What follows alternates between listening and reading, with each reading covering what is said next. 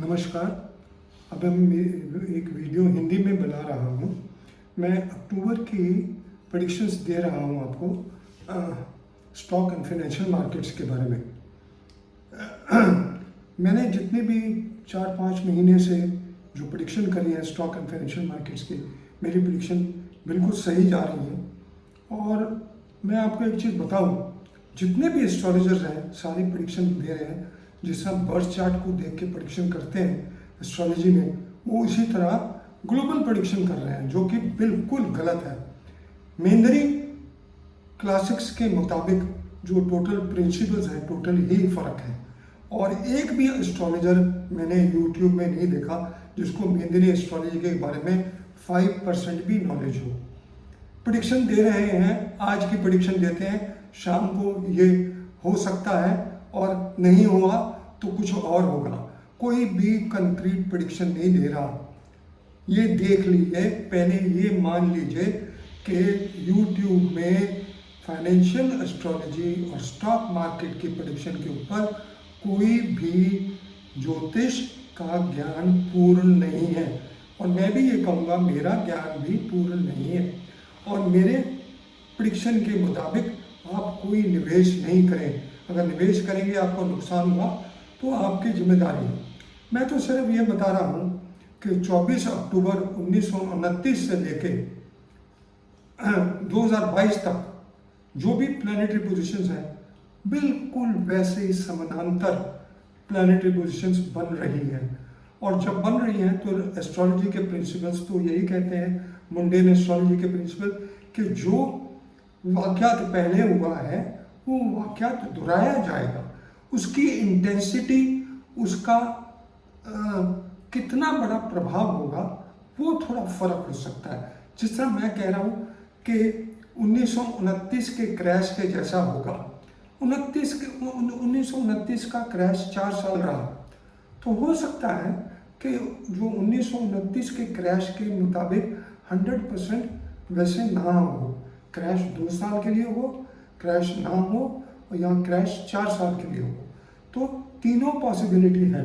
पर astrology principal के मुताबिक ये पक्का महसूस ये होता है कि 13 तारीख से लेके 29 अक्टूबर तक जो प्लानिटरी पोजीशंस का जो समीकरण है वो बहुत ही खराब है।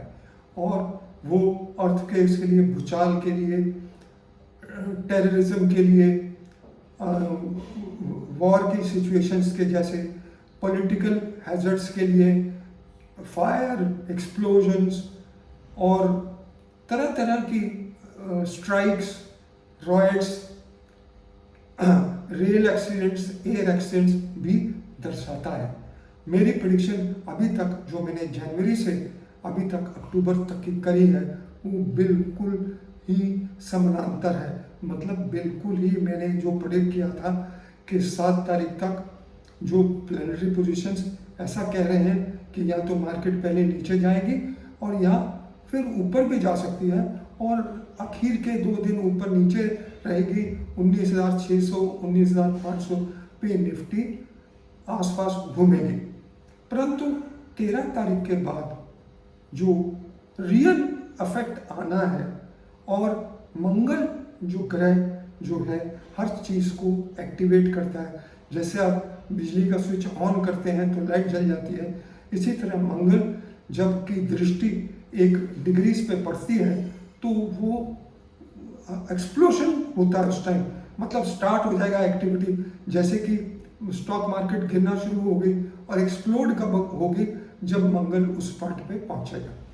तो उसके मुताबिक 2024 में अप्रैल, मई और जुलाई के महीने बहुत ही खराब है। वो ज़रूरी नहीं कि स्टॉक मार्केट के लिए हो, वो सारे वर्ल्ड के लिए, सारे विश्व के लिए बहुत खराब दर्शाता है। और मैं जो स्टॉक मार्केट में हूँ उससे मैं प्रभावित नहीं होता।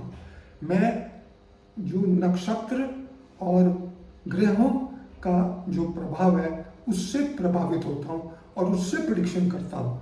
और बाकी के एस्ट्रोलॉजर्स जो मार्केट का रुझान होता है उससे प्रेडिक्शन करते हैं। और वो प्रेडिक्शन 1 या 2 दिन की करते हैं। किसी ने भी प्रेडिक्शन, कोई बड़ी प्रेडिक्शन नहीं करी कि क्रैश होगा। हाँ, एक एस्ट्रोलॉजर जो कोई है जिसने मई में प्रेडिक्शन करी थी और बिल्कुल मेरे ही समानांतर प्रेडिक्शन करी थी। मैंने भी मई में करी थी, जनवरी में भी करी थी 2023 में, कि अक्टूबर में ये बहुत बड़ा धमाका मचेगा, सारे वर्ल्ड के अंदर धमाका मचेगा, ना ही कि इकोनॉमी के लिए बल्कि हर चीज़ के लिए। आप देखिए अर्थक्वेक आने शुरू हो गए। 3 तारीख से मैंने कहा था, 3 अक्टूबर से बहुत ही खराब समय है। जापान में 6.6 का अर्थक्वेक आया, अब सुनामी का वार्निंग दे दी गई है, और झारखंड में भी आया, नेपाल में भी आया, अदर और दूसरे पार्ट्स में भी आया। तो क्या है कि ये जब भी ग्रहण होते हैं उसके आसपास जो है वो भूचाल तो आते ही हैं, और स्टॉक मार्केट का रुख भी बदलता है। और कुछ रुख ऐसा होता है, वो मैं अभी नहीं डिस्कस कर रहा, कि जब स्टॉक मार्केट बढ़ती भी है, जब ग्रहण बढ़ते हैं, पर कौन देखना पड़ता है कि कौन सा ग्रहण पहले आया, दूसरा ग्रहण कौन सा आया, उसके मुताबिक प्रेडिक्शन होती है। तो मैं इसी के बारे में मैं जानकारी देना चाहता था। नमस्कार। मैं समझता हूँ कि आपको अच्छा लगा हो और आप लोगों को अच्छी शुभकामनाएं, और मेरा डिस्क्लेमर क्लॉज ज़रूर पढ़िएगा, क्योंकि उसके बिना क्यों, ये एजुकेशनल वीडियो है और रिसर्च वीडियो है। और अगर मेरी प्रेडिक्शन जिसके बाद ठीक नहीं निकली तो मैं स्टॉक मार्केट में प्रेडिक्शन देनी बंद कर दूँगा। नमस्कार।